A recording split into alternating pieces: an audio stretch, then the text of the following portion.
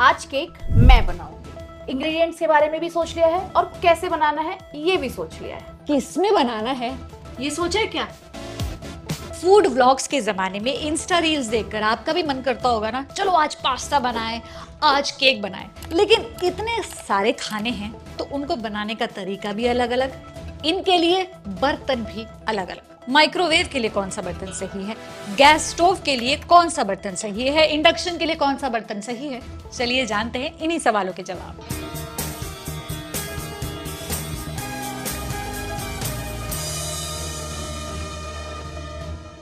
Gas stove पर लोग कई बर्तनों का इस्तेमाल करते हैं, जैसे कि लोहा, एल्यूमिनियम, स्टील या फिर नॉन स्टिक। सबसे पहला फैक्टर ड्यूरेबिलिटी, यानी ये जानना कि बर्तन कितना टिकाऊ है। जहां तक एल्यूमिनियम बर्तनों की बात है तो ये उठाने में आसान होते हैं, जाहिर है हल्के भी रहेंगे, ये जल्द गर्म हो जाते हैं। कॉपर और एल्यूमिनियम जल्द गर्म हो जाते हैं, लेकिन ये कम टिकाऊ या ड्यूरेबल होते हैं। लोहे के साथ बात यह है कि बेशक वो धीरे धीरे गर्म होता है, लेकिन एक बार गर्म हो गया तो गर्मी को स्टोर करके रखता है, खाना गर्म रहता है। दूसरी बात, अगर लोहे पर तेल के साथ खाना बनाया जाए तो वो नॉन स्टिक जैसा इफेक्ट देता है, यानी कि खाना चिपकता कम है। जहां तक स्टेनलेस स्टील की बात है तो वो बहुत ड्यूरेबल यानी बहुत टिकाऊ है, उसमें जल्दी से स्क्रैचेस नहीं लगते, वो खराब भी नहीं होता, उसमें जंग भी जल्दी नहीं लगता, लेकिन वो कंपेयर टू अदर मेटल्स धीरे धीरे गर्म होता है।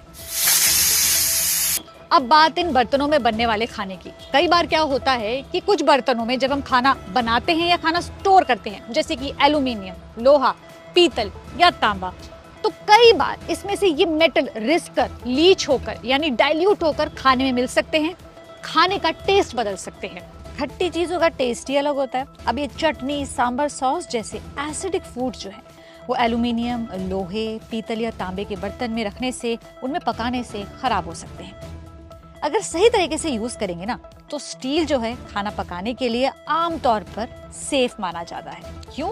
क्योंकि ये रिश्ता नहीं है और खट्टी चीजों के साथ रिएक्ट नहीं करता है।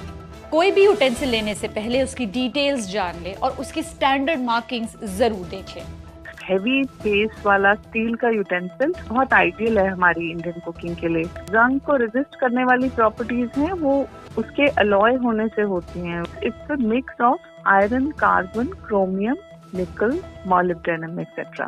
कास्ट आयरन की पैन भी एक अच्छा ऑप्शन है, उसमें ध्यान रखना ये पड़ेगा, हल्का सा लेयर आपको एडिबल ऑयल की या सरसों के तेल की उस पर लगा के रखनी पड़ेगी, नहीं तो उस पर जंग आ जाएगा।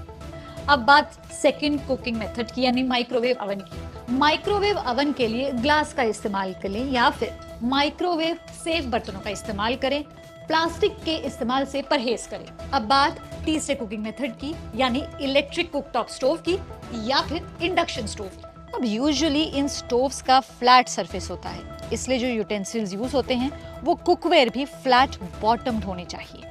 नॉन स्टिक पैन्स अपने टेफ्लॉन कोटिंग की वजह से काफी चर्चा में रहे हैं। इनको ज्यादा देर तेज आंच पर नहीं रखना चाहिए गैस पर, साथ ही साथ अगर इसमें स्क्रैचेस आ जाएं तो इसको रिप्लेस करना सही है। आजकल मिट्टी के बर्तन यानी अर्दन पॉट्स भी ट्रेंड में हैं, सेरेमिक पैन्स भी ट्रेंड में हैं।